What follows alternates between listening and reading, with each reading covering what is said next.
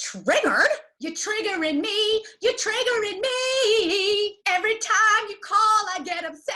You haven't even said anything yet. With everybody so much closer and on top of one another, people are starting to get triggered by those that they spend a lot of time with. Is it happening to you? What is a trigger? Triggers are when people push your buttons. So triggers happen when we have an emotional response, and it can come from a certain person, right? Like when your boss calls you and it's unexpected, that can get your heart racing and you're like, oh my gosh, what did I do? I wasn't expecting this phone call. And the same can happen when someone walks in the door and you see them. Last time you saw them, you had an argument with them and you're literally like, oh my God, great, they're home. What's going to happen next? So what do you do if you're starting to feel triggered by someone? So the best thing to do if that's happening to you is to create self-awareness. Self-aware. I'm self-aware. Self-aware? Yeah, where?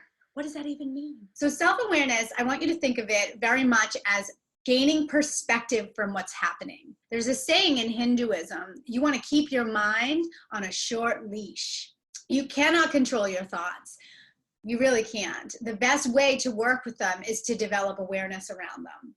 So you're like, okay, here is a potential threat. And rather than build that stress response and a habitual response to seeing that person or talking to that person on the phone, I'm going to see if I can add some awareness and just explore how I feel with more perspective. Another tactic that I love is having more of a broad focus. So if someone walks in the room and you're like, oh God, they're here. I'm stressed. They're going to say something in the meeting and I'm going to get all, discombobulated. Then that means you're triggered.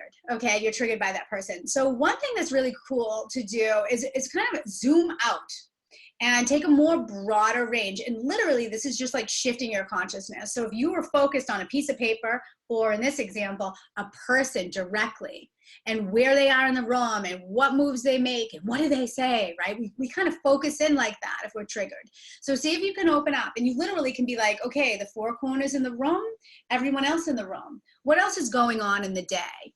Okay, we've got other things kind of coming in our periphery, and it's going to help you to not clench so tightly with that person. And you'll be able to expand your awareness if you try to. Triggered?